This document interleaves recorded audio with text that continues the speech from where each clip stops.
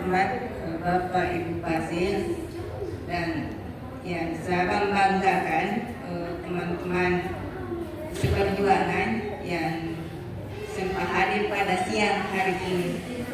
Syukur alhamdulillah kita panjatkan ilahi Rabbi karena kita masih dipertemukan di tempat ini dalam keadaan sehat walafiat. Baiklah, saya akan mempresentasikan laporan kami yang saya buat itu dengan judul Techsmart Kolaborasi Literasi Digital melalui pembuatan poster edukatif untuk generasi cerdas dan kreatif.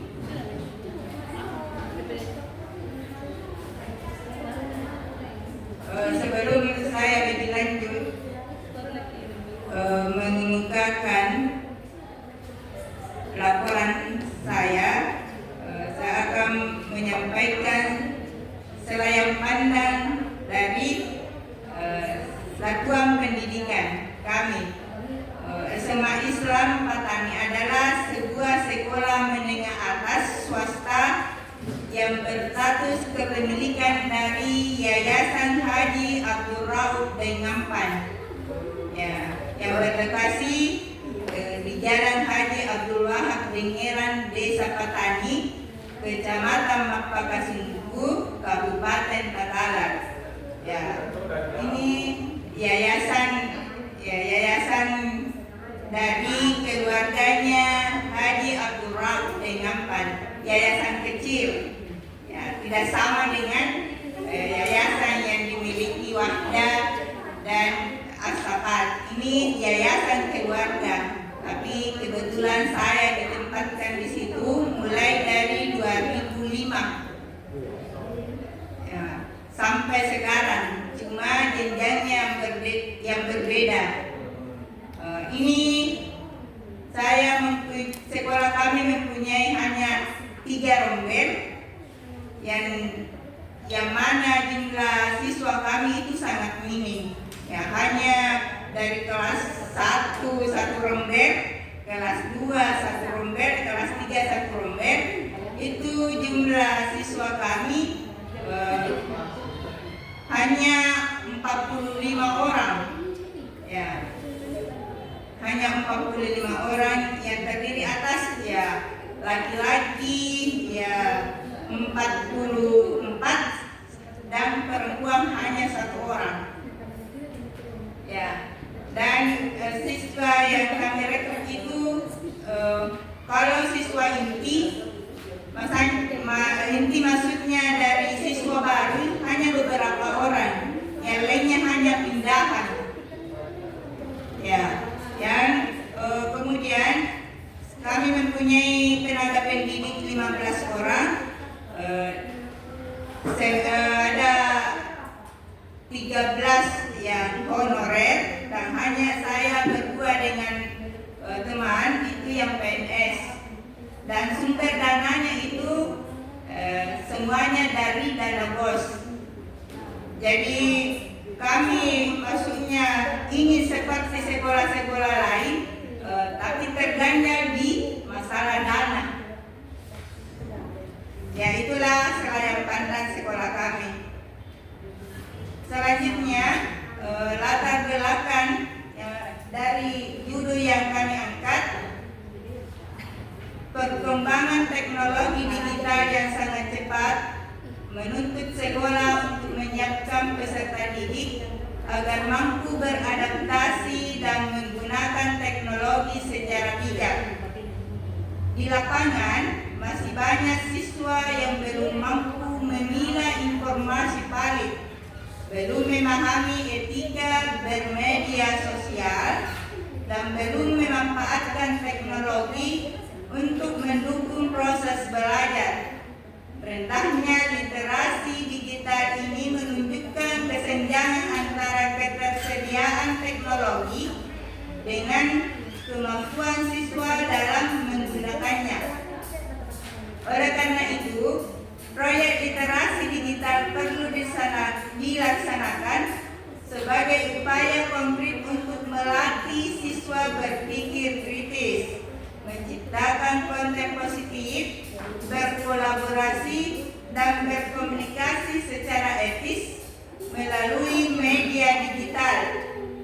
Kegiatan ini menjadi langkah strategis dalam membentuk peserta didik yang cerdas digital, bertanggung jawab, serta siap menghadapi tuntutan pembelajaran abad 21. Pentingnya literasi digital, meningkatkan kemampuan siswa dalam pertama, memahami dan menilai informasi digital. Kedua, berkreasi melalui media digital.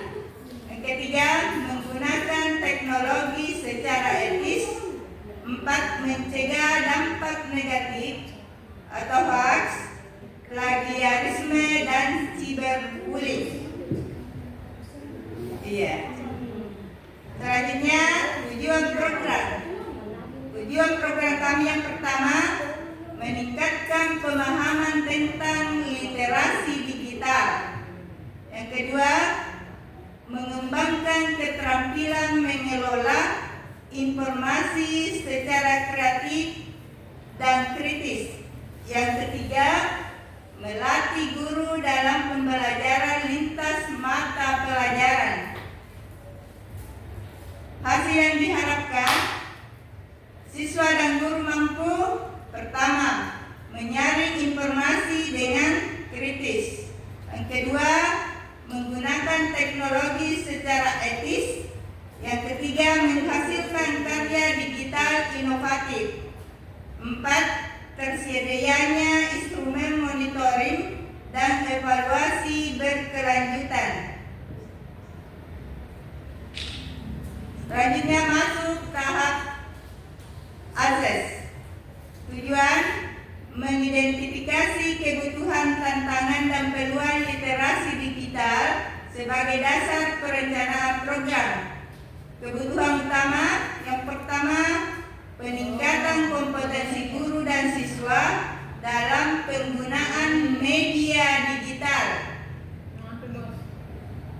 dari dasar dan sampai lanjut. Kemudian, kemampuan siswa memfilter informasi dan memahami etika digital. Yang ketiga, pengembangan kreativitas siswa untuk membuat konten digital positif. Tantangan, kompetensi awal rendah, rentang kemampuan beragam. Yang kedua, fasilitas belum merata, perangkat internet, ruang multimedia. Yang ketiga, budaya digital positif belum terbentuk, kolaborasi dan produksi karya masih minim. Keempat, kesiapan orang tua bervariasi. Sebagian masih memandang teknologi sebagai distraksi. Selanjutnya, kebutuhan utama. Yang pertama, dukungan stakeholder kuat. Kedua, kurikulum merdeka memberi ruang pembelajaran berbasis proyek dan teknologi. Yang ketiga, banyak sumber belajar digital gratis.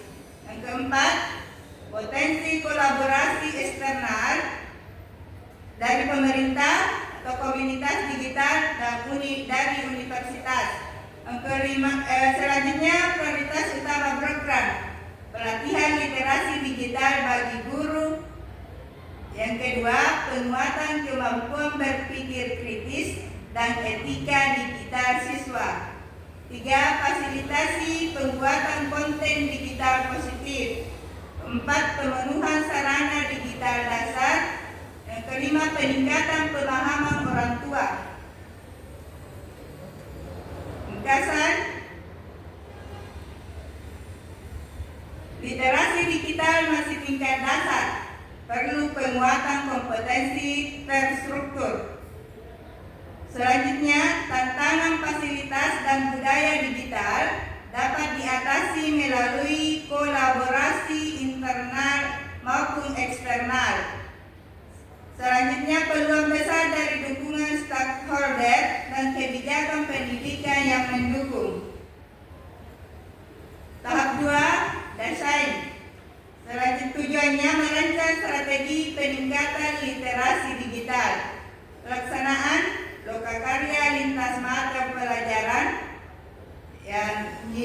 dan terlaksana pada tanggal 26 September 2005. Selanjutnya tema proyek Tech Smart, ya, kolaborasi poster edukatif untuk generasi cerdas dan kreatif.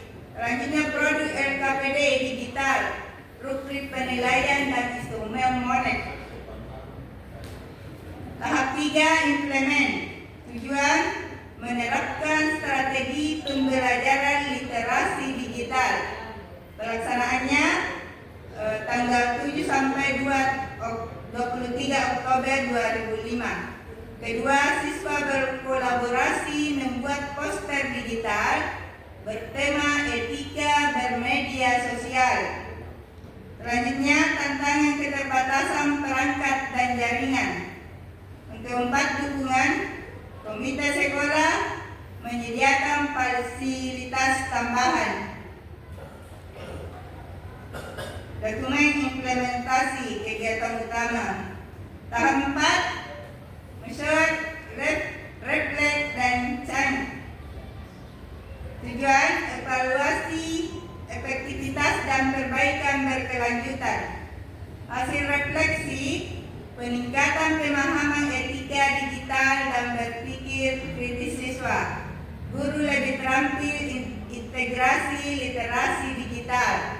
Ketiga, rencana tindak lanjut membangun ruang digital sekolah. Hasil dan dampak program literasi digital meningkat pada guru dan siswa. Budaya kolaboratif dalam pembelajaran. Terbentuk siswa kreatif, kritis, dan beretika. Selanjutnya, sekolah menjadi model praktik baik literasi digital. Kesimpulan, program Tech Smart berhasil meningkatkan keterampilan digital. Kedua, literasi digital terbukti efektif melalui pendekatan proyek kolaboratif. Ketiga, pembelajaran lebih bermakna dan berorientasi abad ke-21. Saran, program dilaksanakan berkelanjutan, kolaborasi dengan praktisi dan komunitas digital, fokus tambahan, keamanan digital dan etika bermedia sosial. Ya, demikianlah pemaparan laporan yang kami buat. Mungkin ada dari beberapa teman yang ingin mendapatkan menjadi inspirasi bagi kami, karena sebenarnya laporan kami itu ya masih jauh dari kekurangan. Jadi mohon masukan-masukan dari teman-teman untuk lebih lanjutnya laporan kami. Demikianlah saya ucapkan. Assalamualaikum warahmatullahi wabarakatuh.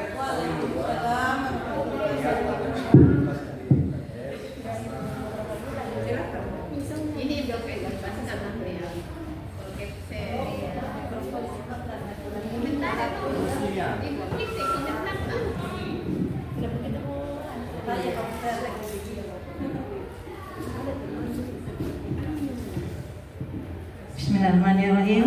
Assalamualaikum warahmatullahi wabarakatuh.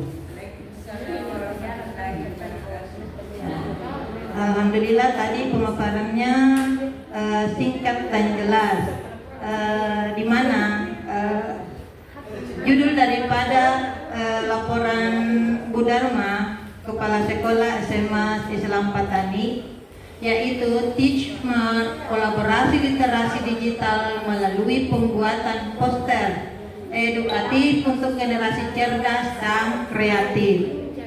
Di sini sangat menonjol di sekolah SMA Islam Patani itu masih banyak siswa yang belum mampu bermedia sosial dan belum memanfaatkan teknologi.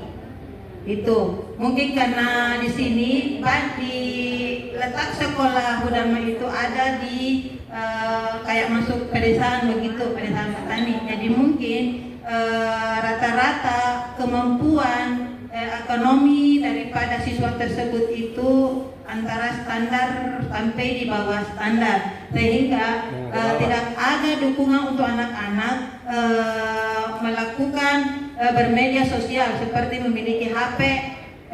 Di sekolah SMA Islam Patani itu masih ada beberapa mungkin anak yang tidak memiliki HP, yang tidak difasilitasi oleh orang tuanya, sehingga dia mau menggunakan apa untuk bermedia sosial itu. Terus ada juga di sini yang tempat saya ketika itu pentingnya literasi digital. Coba kita di situ slide-nya. Pentingnya literasi digital.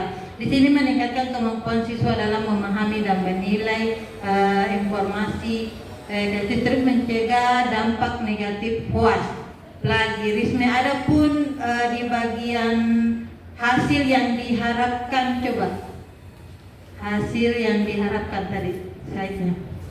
Hasil yang diharapkan sini, siswa dan guru yang mampu menyaring informasi dengan kritis, menggunakan teknologi secara etis, menghasilkan karya digital inovatif, dan tersedianya instrumen monitoring yang evaluasi dan berkelanjutan. Terus di sini di bagian akses itu ada di situ tantangan. Coba kita buka aksesnya, penilaian. Akses di sini ada tantangannya, ada 4 tantangan. Kompetensi awal rendah. Untuk menghadapi tantangan-tantangan tersebut, kebijakan apa yang ibu lakukan untuk menangani keempat tantangan tersebut di atas. Terus yang pertanyaan yang kedua ada pada desain atau produk tambahan di desain. Tahap kedua. Nah, ini desain produknya, yaitu menggunakan LKPD digital, rubrik penilaian dan instrumen monet. Apakah itu sudah dilaksanakan di sekolahnya atau belum? Terus di bagian implement itu ada di situ kata komite sekolah. Coba kita buka implement. Nah, di sini ada dukungan dari komite sekolah yang menyediakan fasilitas tambahan. Terkadang di sekolah itu ada komite yang tidak menjalankan tugasnya, cuma sebagai pelengkap saja. Nah, bagaimana dengan peran komite di sekolah SMA Islam Patani? Apakah dia sudah menjalankan tugasnya semaksimal mungkin atau tidak? Kan biasa ada formalitas saja itu sebagai komite sekolah. Mungkin hanya itu. Dan ada yang terakhir yaitu pembelajaran yang berbasis digital itu sudah sejalan dengan abad 21. Mungkin hanya itu dulu yang bisa saya sampaikan. Assalamualaikum warahmatullahi wabarakatuh.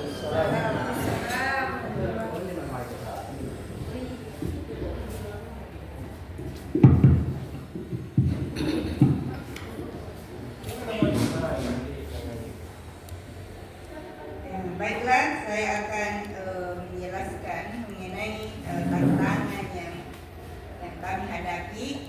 Itu yang pertama, kompetensi awal rendah, rentan kemampuan beragam. Kedua ini, di sini kompetensi awal rendah maksudnya kompetensi siswa kami itu masih tingkat dasar, hanya mengenal digital, belum mengetahui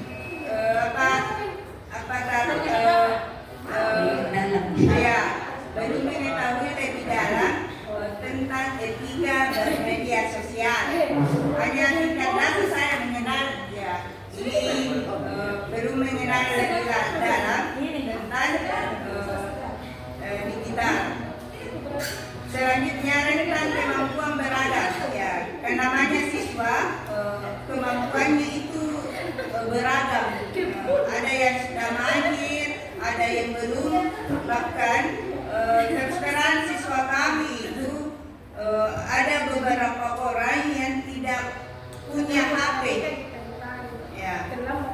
Jadi itulah rentan kemampuannya beragam. Kemudian fasilitas belum merata, perangkat ya belum merata, maksudnya di sekolah kan di sekolah hanya beberapa Chromebook ya, tidak sebanding dengan jumlah siswa yang sebanyak 45, ya di Chromebook hanya 15 ya unit. Kemudian internet ya ada, dulu itu memang ada wifi Pak ya, wifi cuma sekarang karena biasa jaringannya itu tidak bagus, jadi sisa MTS karena dulu itu berdua, karena yayasan kami itu ada dua di situ sekolah, yaitu MTS dengan SMA Islam, jadi berdua. Internetnya itu ya saya wifi dibeli sendiri itu wifi-nya yang pakai data. Ya, kemudian ruang multimedia belum ada itu. Ini ada juga apa? Iya. Ruang multimedianya itu belum ada, belum dibuat. Kemudian budaya digital positif belum terbentuk. Ya. Budaya digitalnya terus terang saya belum terbentuk. Kolaborasi dan produksi karya masih minim. Hanya kan awal siswa kami itu hanya baru beberapa produksi posternya. Kemudian kesiapan orang tua bervariasi sebagai masih memandang teknologi sebagai distraksi ini, maksudnya orang tua itu masih memandang bahwa ya sebelah mata, kayaknya apa itu kayak kalau misalkan bermain digital dia menganggap ya main-main ya. Selanjutnya apa lagi bahasnya?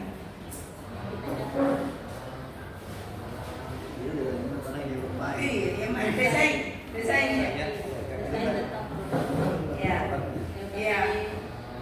Kalau produk LKPD digital sebenarnya sudah ada.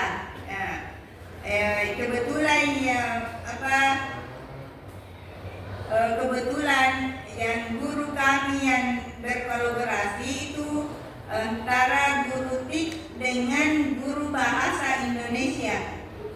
LKPD-nya ada di sini, cuma belum diisi.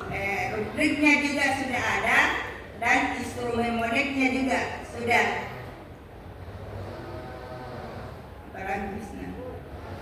Ini implement komite sekolah. Iya, dukungan komite sekolah.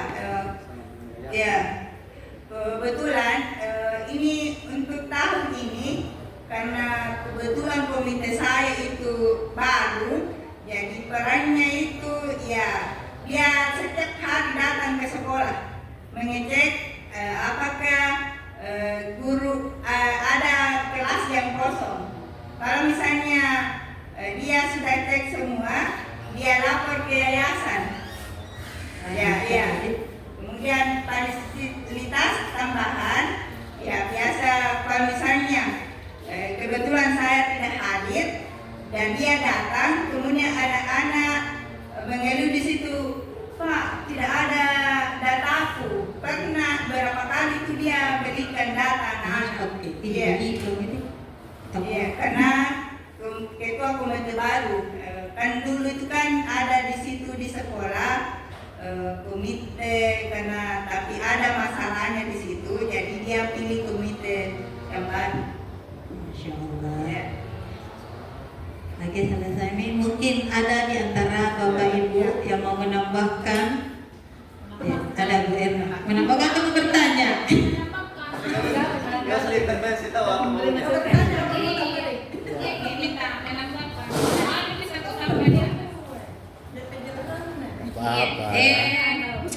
Baik, terima kasih Ibu atas kesempatannya. Jadi toh judul tak dulu tapi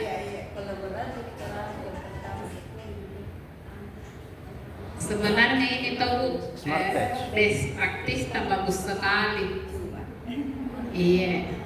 Kolaborasi literasi digital melalui pembuatan poster edukatif. Nah, jadi di hasil akhirnya ada nih nabi bikin anak-anak poster. Ada. Oke, literasi digital. Terus tadi katanya kita ini best practice kolaborasi literasi digital, tapi siswa masih ada yang tidak menggunakan HP. Kok bisa? Karena setahu saya seluruh warga Indonesia pada umumnya mau kecil mau besar, anak semuanya itu sekarang pakai HP, ya. Jadi saya kurang percaya itu kalau ada siswa yang tidak punya HP, tapi mungkin HP-nya itu yang bervariasi. Ada HP-nya tapi bervariasi. Karena sejujurnya kalau di swasta itu sebenarnya begini Bu, untuk meningkatkan kualitas pendidikan di sekolah swasta memang harus ada brand tersendirinya sehingga merangsang orang tua siswa menyekolahkan anaknya di situ. Itu kan kunci utamanya. Nah sekarang ibu curhatnya ibu itu adalah bagaimana bisa seperti itu kalau dananya terbatas, hanya penggunaan dana bos dan tidak ada dana komite. Karena kapan dia pakai komite maka kurang pasti siswa yang mau bersekolah di situ kan, seperti itu. Nah itu nih perbedaannya kita sekolah swasta di kota dan di desa. Karena kalau di kota itu sekolah swasta di contoh lah ya di Makassar, sekolah Atira dan sebagainya itu Berbayar. justru bagus karena memang maju dan berkembang karena partisipasi dari orang tua siswa.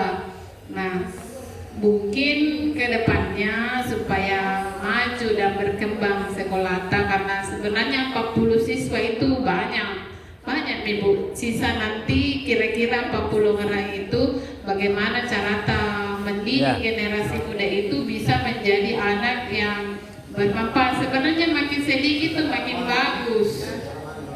Sebenarnya makin sedikit makin bagus. Karena beban kerja tak berkurang dan tidak ada sih masalah itu mau dia ASN mau tidak, yang penting ada guru yang berkompetensi di bidangnya untuk mengajar itu anak-anak. Intinya kembali jika sekolah mau tidak berusaha menciptakan suasana pembelajaran yang terus-menerus ada, karena biasanya di swasta itu bagaimana anak-anak tak mau rajin di sekolah kalau biasa belajar tidak belajar ki. Nah itu tugas tak ibu sebagai kepala sekolah, itu tugas tak bagaimana caranya karena ada dana bosnya untuk menggaji guru-guru mengajar. Nah, genjot makin di situ di pembelajaran karena kan bisa jadi anggaran penggajian guru di situ. Genjot ke di pembelajaran, cari ki guru-guru yang berpotensi sehingga bisa meningkatkan kualitas pembelajaran dan jumlah siswa. Artinya ini di sini sekolah kepercayaan masyarakat yang harus kita tingkatkan. Jangan sampai sekolah orang lain, orang tua siswa menganggap sepele sekolah kita karena memang tidak ada yang menonjol di situ. Nah itu tugasnya ibu juga salah satunya. Jadi jangan putus asa, semangat ki. Ini di atas judul best practice. Kalau misalnya sudah kita lakukan, kita terapkan dan berhasil, berarti bagus itu karena ada sih upayanya siswa. Bisa jadi juga daya tarik. Iya. Karena kalau pembuatan poster itu jujur dulu sekolah kami baru-baru ini ikut generasi terampil juara 3 pembuatan poster tingkat SMA Sulawesi Selatan. Itu SMA 13 Kerala juara 3 lomba poster. Itu kreatifnya itu anak-anak. Jadi memang sekarang anak-anak itu siswa itu kalau mau di masalah IT mau di betul-betul didalami, mereka itu bisa nambah skala, justru kalah jauh malah dari gurunya. Ada malah guru harus akui bahwa oh anak ini cerdas karena memang siswa kita itu mau belajar. Cuma bayang kamu masih SD sudah kacak-kacak di HP bisa itu. Nah kalau sama orang tua itu artinya anak kita itu mau belajar, sisa diarahkan supaya lebih bagus lagi seperti sekolahnya itu juga. Jadi itu semangat gitu. Ya, segera seperti itu. Terima kasih Bu Ana atas wejangannya dan kami tetap semangat walaupun banyak tantangan yang kami hadapi. Yang kedua itu mengenai siswa kami ada 2 orang memang tidak ada HP-nya. Minta dia dulu Bu. Iya, karena saya sudah berkunjung ke rumahnya. Iya. Bisa minta pakai kelompok dia. Iya, karena kebetulan ada di sekolah Perenggu, ya itu iya. Makasih Bu Ana. Oke, ada tambahan sedikit dari penjelasan tadi Bu Ana. Yang pertama tentang siswa yang memiliki HP.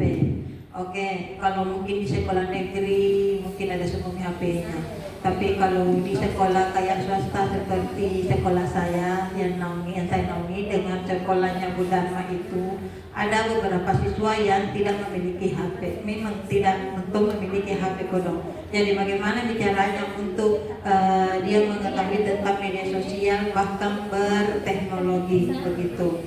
Terus yang ada lagi tentang dana komite. Nah, masalah dana komite itu komitenya juga sudah ada sebenarnya dananya komite masuk. Kalau misalnya dia ke sekolah kan setiap hari komitenya Bu Dharma itu datang setiap hari. Terus dia cek semua sekolah. Sebenarnya bagus sekali komitenya, cek semua sekolah. Misal ada anak-anak, ada beberapa anak-anak yang mengeluh bahwasanya dia tidak punya data. Biasa juga komitenya langsung memberikan data. Masya Allah sekali itu kalau begitu. Komitenya. Ada yang bertanya komitenya. Iya. Bahkan memberikan anak-anak itu sudah secara tidak langsung sudah menggunakan dana komite. Terus yang terakhir itu ada tadi sangat menyentuh hati. Siswa sedikit itu lebih bagus. Banyak kurangnya tugas kami itu tetap itu untuk ASN Bu. Tapi kalau honorer kurang, apalagi kalau di sekolah swasta itu terkadang bukan sedikit siswanya tapi bahkan tidak datang. Ada sekolah bahkan tidak datang siswanya. Kalau tidak mengajar tidak terisi itu absen. Kami mau digaji ya kodong. Mungkin hanya itu yang saya sampaikan. Itu warahmatullahi wabarakatuh. Nanti diberikan sama. Jadi kita sama teman-teman sini, jadi presenter di depan ini kita memberikan ruang untuk bagaimana sih ada ide-ide yang bisa dikembangkan diadakan di sekolah. Apalagi lagi sekolah swasta ya, kan sekolah swasta itu diselenggarakan oleh masyarakat dan bentuk yayasan. Jadi pelibatan pelibatannya harus betul-betul menjadi sekolah milik masyarakat. Artinya ada kontribusi oleh komite, ada pelibatan, ya karena tantangannya di sekolah swasta itu akan dihukum oleh masyarakat yang tidak mendapatkan lagi siswa. Ya itu.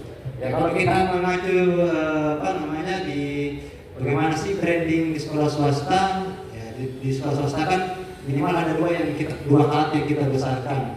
Hatinya anak untuk tetap mau bersekolah, hatinya orang tua untuk punya rasa kepercayaan yang tinggi, punya rasa kepercayaan yang membuatnya tetap melanjutkan di sekolah. Ini hak yang tentunya kita ingin harapkan tumbuh tidak lagi perbedaan negeri swasta. Dikotomi itu harus betul-betul menjadi satu visi pendidikan bermutu untuk semua. Saya kira ini untuk SMP Islam ya, Pak Tani. Boleh dibalik lagi? Ya boleh. Kita berikan dulu